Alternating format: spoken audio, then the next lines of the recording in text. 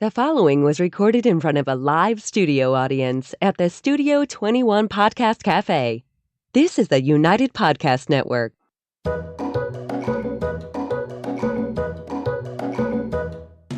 Welcome to the Quirky Dog Podcast, inspired by some of the quirkiest dogs you can ever imagine and the owners who love them. This podcast is brought to you by the quirky couple themselves, Scott and Jess Williams. Their aim is to educate and entertain. Here's Scott and Jess. Welcome, guys, and happy Wednesday, and happy St. Patrick's Day week. St. Patrick's Day is going to be this weekend, and it is a big New England holiday. This will be the extent of our celebrating, but here we are today, live in studio, and we are going to talk about pulling your head out of the sand today. But first, we're going to start with the quickie tip of the day. Give it a shot.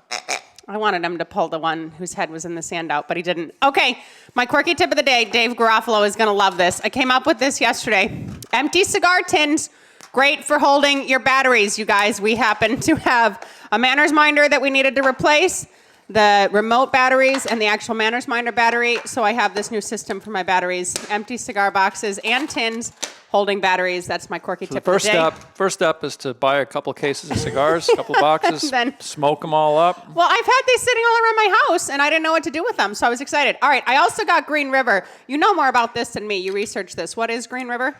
This is a regional beverage in it's, Illinois, is it? In the Midwest? I think it's out of the Midwest, yeah. It's just a soda. You want one, Chrissy? Sure. Okay. 1919, they established this caffeine-free. It's got real sugar in it. Here you go. Happy St. Patrick's Day. They went out of business for a while. you. Jess insisted You on got this it? because All of the green color. Yeah, all right. So we're going to be talking some serious topics, but we're bringing a little levity here with our St. Patty's Day fun. Scotty's even got suspenders Cheers. on. I've never seen Scotty wear suspenders. Cheers. Happy St. Patrick's Day. Non-alcoholic, everyone. Made with real I knew there was sugar. something wrong with this. Oh, it's kicky. Did you take? Woo! Yes, it is. It's like a freeze pop that isn't frozen. Now You're I just understand drinking why it they went out straight of up. business. Yeah. No. All right. So. We love Green River. Yeah. I actually really do. Don't knock Green River. All right, we got an extra one for Chrissy. Chrissy's back. She was in Australia. We haven't been in studio for a couple weeks. We're just getting the lay of the land again. So this has come about What really is most this all of about?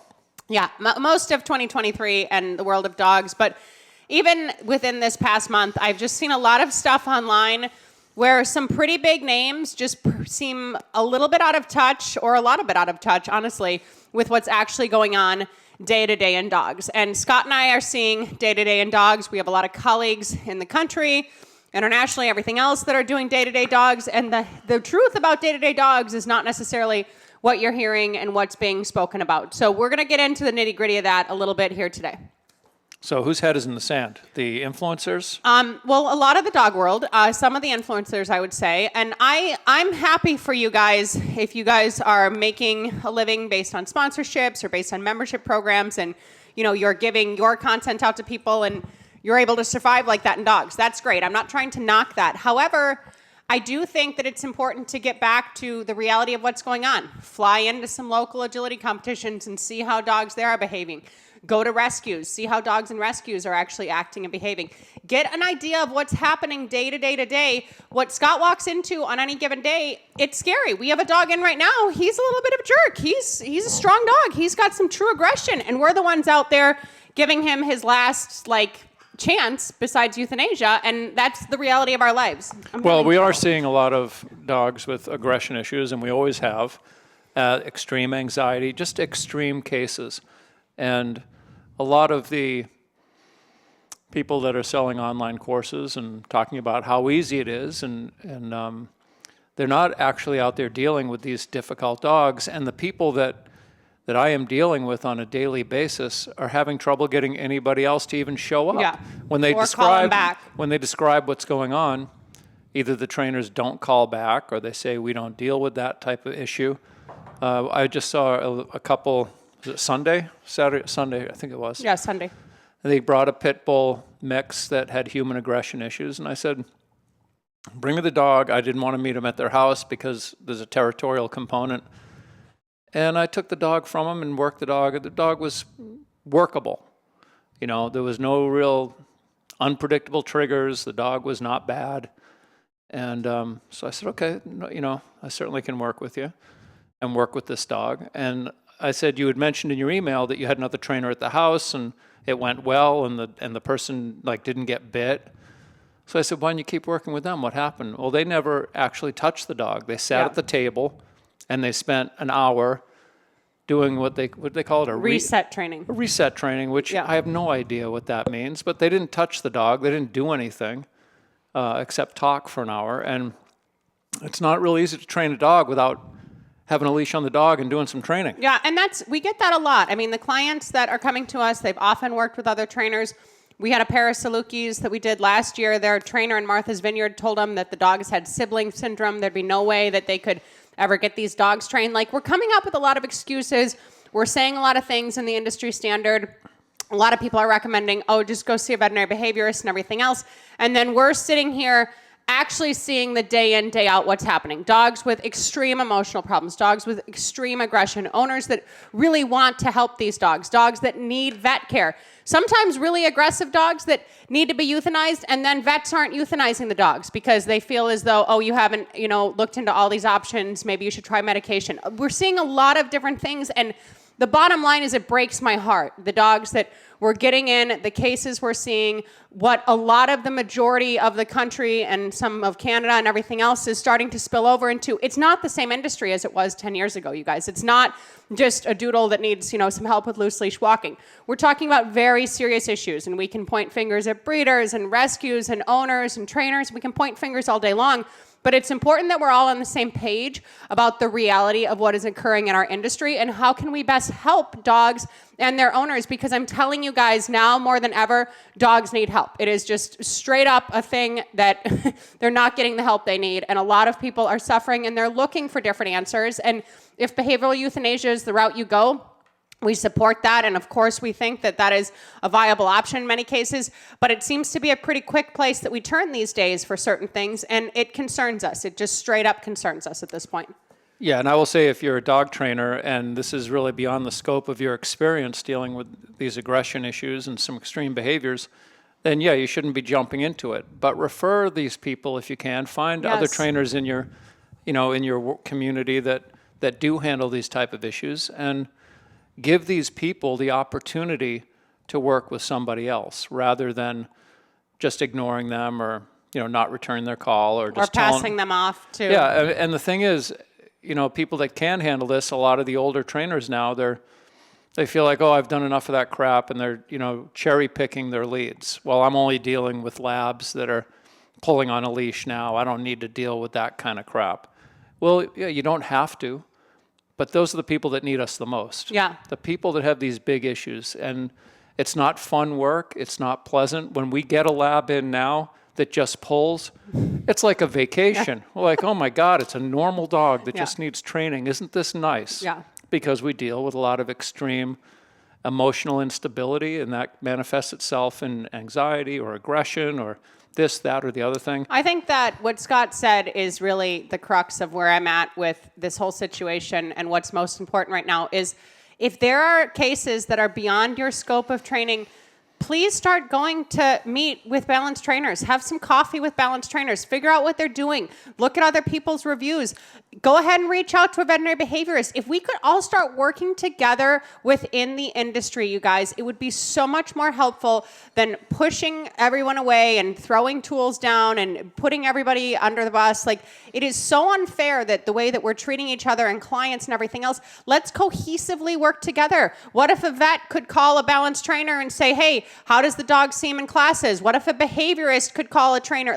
If we would have more open communication within our industry and flat up say, hey, I'm not able to deal with this kind of thing. You may want to call them if you're interested. If we'd be more open and be better about referring. Scott does this quite often. If there's somebody that is totally opposed to using tools or something, he'd say, no problem. You can go and, work with this company. I've heard good things about them.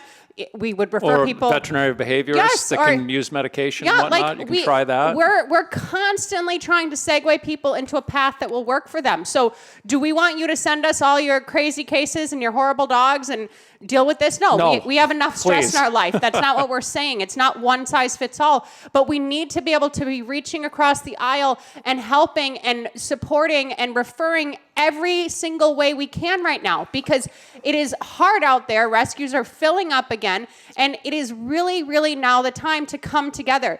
Like making blanket statements like I would never refer a trainer who uses aversives is heartbreaking, and it is harmful to our industry now. That's all I can say is that now is not the time to make a big stand on methodology when shit is literally hitting the fan in every single aspect of the way our industry functions. Yeah, I agree. And even 10 years ago, I was referred more by all positive trainers than I am now because of the politics behind a lot of these things. I was good friends with people that were force-free, for lack of a better description, just all positive, didn't believe in tools. And occasionally they'd get a tough dog and they'd say, Scott, I'm going to refer these people if you're interested. I can't make any headway with them for one reason or another. And I'd say, yeah, I'm happy to meet with these people and work with their dog and see if I can make any headway. Maybe I can, maybe I can't, I don't know. But now, and I used to get calls from these people that would say to me, I can't be seen in video with you because of the way you train and the way I train, and it would affect me negatively, which is such bullshit. But that's just the nature of the politics and the marketing and all the stuff that goes on in this industry, where in the end, we all have the same goal, which is to help dogs and their owners and I would hope so. I be hope successful. That's your goal. It's not just to become, to accumulate followers on YouTube or Instagram or whatever it is. And make big money. I'm not sure what everyone's goals are, but Scott's right. Like, if we could just work together, if we could be honest about what's beyond our breadth of, knowledge and expertise and everything else, we are still learning how to deal with different cases day in, day out. We are changing our ways, figuring things out, what will best suit the dog, how can we best help the owner and everything else. And people are heartbroken having to give up their dogs because of tool bans in other countries. People are heartbroken having to euthanize their dogs because balanced training wasn't explored. People are heartbroken living with these animals that are truly incredibly difficult to live with. And I can attest to it. When they get to our house and I'm living with them, they're not easy. And they are making efforts. But guiding people appropriately is important, you guys. Veterinarians that just refer all positive trainers right now, not helping the industry overall. Veterinary behaviorists that would never call a balanced trainer on the phone and be like, hey, I heard you worked with this client a few years ago. Could you tell me a little bit about what you saw? I know you've been in the dog world for a while. I'd like to get your take on it.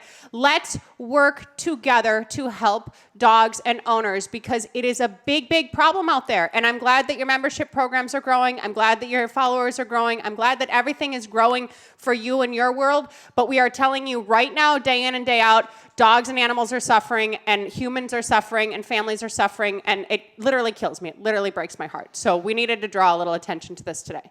Yeah, I guess it's just that the people, that we're seeing that are, not all of them, but a lot of these, what I would call dog trainer influencers that have a very wide reach. They're able to communicate and get a lot of people listening to them, are not out in the field working with dogs on a daily basis. They work with their own dogs. They may work with some select clients that have dogs that are at a certain level that they can help them get to the next level. And so there's a big difference between dog sports and client pet dog training, just basic companion animals, because that's where we're seeing a lot of the trouble. The dog sport people, for the most part, are purchasing a puppy specifically for the sport they're in. They're raising that puppy, if it's their first one, with guidance to get to the sport they want to participate in, and they're trying their best to take all the correct steps so that they can do agility or they can do AKC obedience or protection sports. And even doing all those steps perfectly or to the best of their ability, they'll have, with their first dog, they'll have marginal success. They're not going to be typically not killing it, but they're going to have success, they're going to have fun.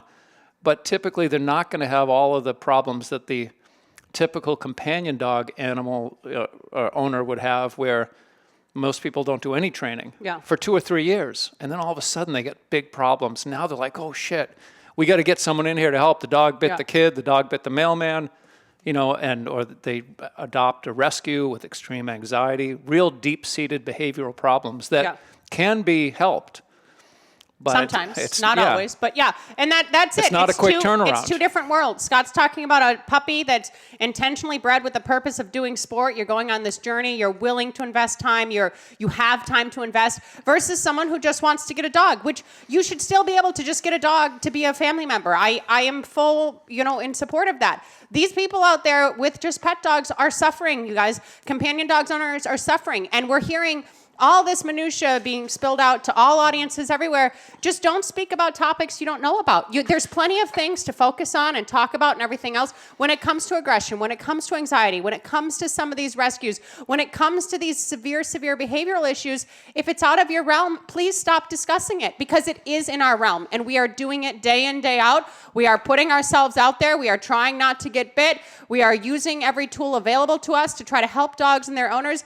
And it is a fight. It is not a game. It is life and death, you guys. This is not a game of any sort that's going on. We are sometimes dogs' last hope, more often than not nowadays, and we have pretty good success considering that. So please respect those that are in the industry, in the field, in the thick of it, because it isn't just unicorns and butterflies. I promise you. I promise you it's not. All right, let's go to break super quick, and then we'll be more exciting in the second half. Want to keep up with all the latest from the Quirky Dog podcast like me and Murphy here? Then make sure you head on over to the YouTube channel and subscribe. Or if you prefer to listen to the madness, go on over to iTunes or Spotify and follow the Quirky Dog podcast. And hey, while you're there, leave a rating and review and let them know what you think of the show. Until then, keep it quirky. All right, honey, what was the story that you're reading on the way over about dog, the most popular dog breed? Yeah, the first time in 31 years. Big change, people. The Labrador Retriever is no longer the number one dog in the country Got kicked for out in the States. ownership. It is the French Bulldog. Can you even believe it? Can the you French even believe Bulldog. it? You Frenchy people out there, I commend you. Try to get a healthy one, but it is the first time in 31 years we've changed our breed of choice. And I don't think they're going to hold that spot for more than a year, personally, because those dogs are a handful. Yeah, they're not easy to deal with. They have a lot of drive. Yeah. They're go, and they can get broken easy. They have you got to keep an eye on them. A satanic Frenchy scream that not everybody meshes with they're real cute. well. Yeah. They're cute, but they're a little higher maintenance than a lab. Yeah, careful of them in the warm weather. They don't, those brachiocephalic breeds, we got to be careful of them. All right, so getting back to our questions, we're going to try not to be so humdy-dumb, but this really is a topic that has been keeping me up at night, makes me to the point where I could cry. Well, I'm not. I feel pretty good about what I'm doing, and we have a good balance, you and I, in the house, because right now we have a couple of very difficult dogs, and we're 10 days in on these two dogs, and we're finally turning a significant corner where we're seeing that they're doing much, much better. But the first week, it's hard. It was just a friggin' nightmare, it's you know? Hard. So, I always say to Jess, we're doing God's work, this is... He does always tell me but it's true. I mean, it's we're doing this to help the dog. This dog is suffering. We're doing this to help the people. The people are devastated at the thought of losing their dog. And this one dog that we took in, I said, listen, you can put the dog down now. The dog says 20 bites. I said, you can put the dog down now. Or I can take the dog. I was willing to take the dog because I could handle the dog. I said, I can take the dog for a month, and then you still may have to put the dog down. I don't know. I really don't know what's going to happen here. Yeah.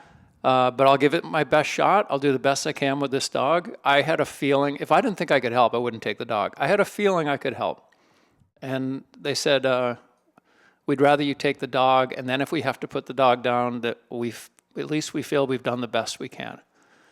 And the dog's getting better. I think the dog's going to be okay. I do too. And there's not a lot of places a dog like this can go. This dog has already been on Xanax. Not a lot of people in the country, not a lot of people in New England are going to take that dog. So when Scott and I are literally there in the thick of it, putting ourselves on the line, possibly risking getting bit and everything else, and I hear people that truly have not touched pet dogs for 5 to 10 to 20, if ever, in their whole lives coming across as authorities, it does personally bother me. It does personally get to me. And, you talk about this tunnel vision that we get kind of just in life, whether it be in politics or anything else. And we're seeing tunnel vision quite frequently in the dog world. And the question is, why is that? Where do we go? Well, if you just follow a certain organization, you're only going to get a certain perspective. If you just follow certain people on Facebook, that algorithm, everything else is going to feed you into a very certain mindset.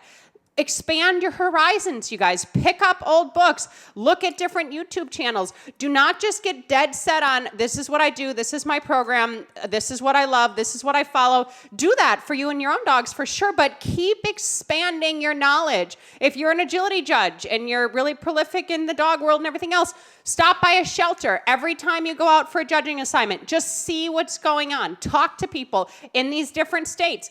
Ask about the dogs that are medicated. Ask and see if you can volunteer. Like, start reaching out into this other realm, because there's a lot of suffering going on while everybody's just running around getting ribbons and titles and everything else. Like, we need to be mindful of what the reality of our industry looks like. And I don't know, not to get too tangential, but as far as the stuff about tool bans and stuff, it really does bother me from a personal level, because a lot of our clients rely on tools like e-collars to safely live with their dogs. So now when we're talking about, changing legislation so our clients would lose tools, we don't need frickin' tools to train our dogs, you guys. We're not concerned about that for our sakes. We can take our dogs places. That's not the big deal to us. But when we're talking dozens and hundreds of people over the years that have relied on these certain tools, and now the new thing in the country is to, ban these. This is wrong. We can't have this. That literally kills me to my core, you guys. These people need these things. This is how their dogs are staying alive and staying safe in their home.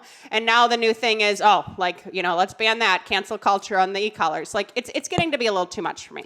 Another way of looking at that tunnel vision analogy that you gave is just being breed specific. Yes. So if you only breed, or not breed, but you only train Border Collies, if you're a good trainer, and most people are not, or most people are good trainers, there are very few great trainers, but a good trainer that knows their breed are going to do really well every time they get their hands on a young Border Collie. Yep. They know the breed, they know how they think, they know how they work. Same with a Malinois, same with a chocolate lab. Yeah, nice You're a hunting dog, lab, yeah. You're a hunter, you get your labs out there and you look like $1 million.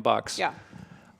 But your experience is very specific to these breeds. And this happened to me early on, where I was training Malinois, and I was competing, and sometimes I'd win. It was a tough sport that I was in, and in the beginning, just passing the trials was an accomplishment, And I thought I knew about dog training, because I was training these Malinois, and I was working with police dogs, and I was working with all kinds of aggression, and that does not give a person the foundation to go out and work with these rescues that don't want to treat, don't care about toys, come with all kinds of baggage.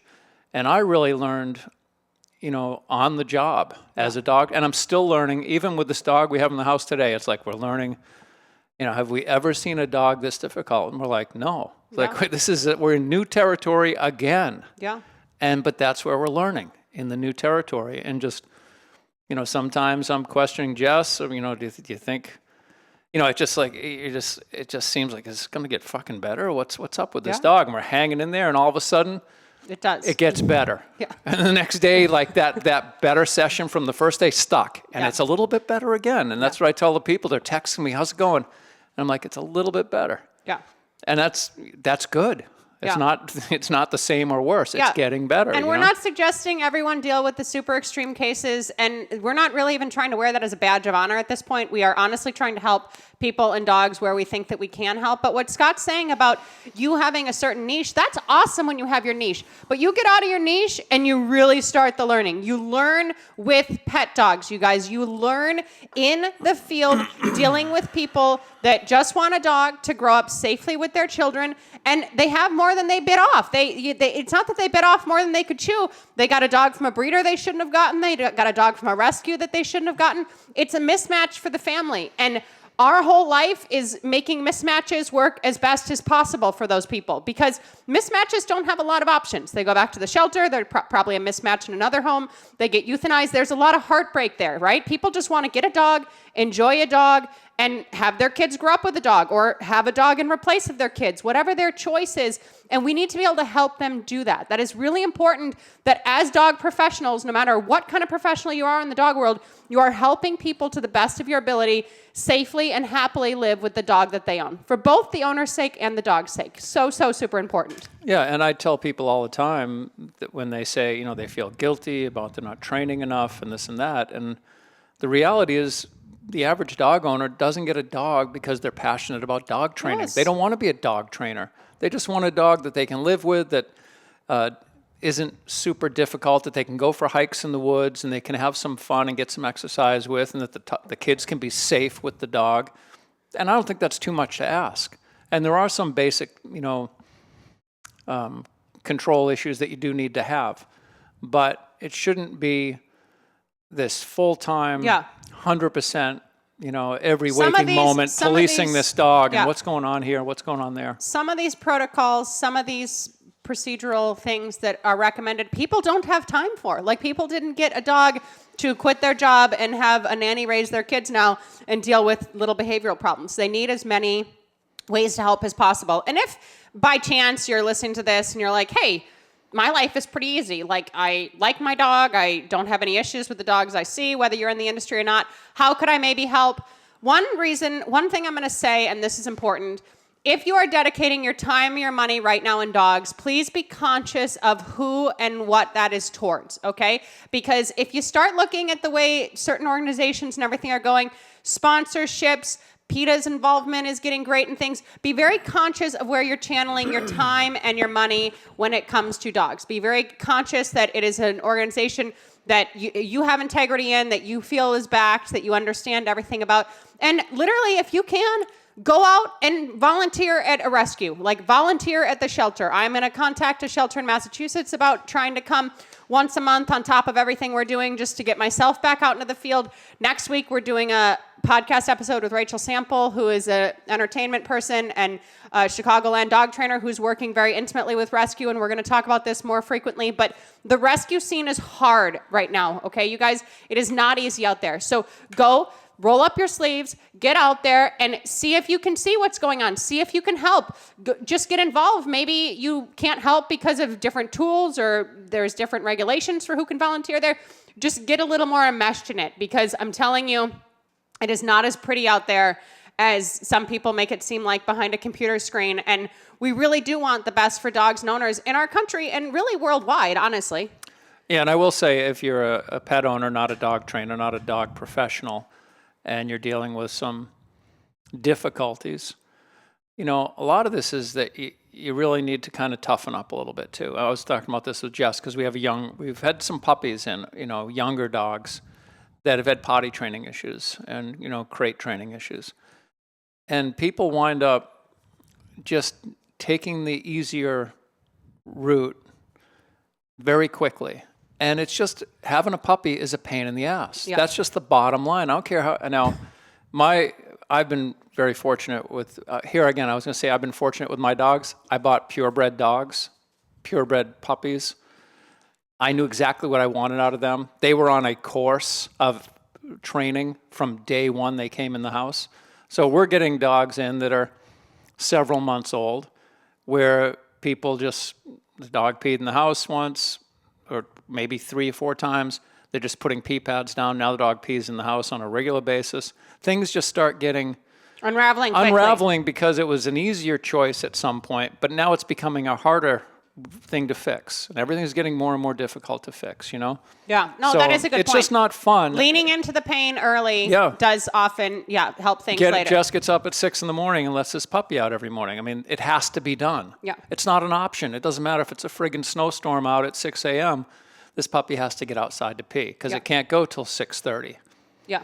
That's what we're doing, but that's what you got to do. Yeah. If you have a puppy and you don't want this puppy to pee in the house, you got to get up, you got to regulate food and water, you got to get him out early, you got to get up if you go to bed at 10, you may have to get up at midnight, let the puppy out, go back to bed, and then get up at 6. Yeah, some of it is a little bit of tough love, but a lot of it, too, we're seeing with these owners, they are trying. They are looking for resources. They are doing all the Google searches. They are following all the big influencers and dog names and everything else. And this mystical magic that some of it make you sound like It's not that easy. It's really not that freaking easy. So let's give pet owners and these dogs and everything the best possible freaking shot right now, you guys. They need it. They need support. We get up here every week and we try to give you the best information that we have to relay to people. We try to be as judgment-free as possible to other industry professionals and other people out there trying to work with their dogs. If you have a dog at all and you're trying to do anything, let's support that. Let's congratulate that. Let's be excited about that. Let's stop bitching about how our clients suck.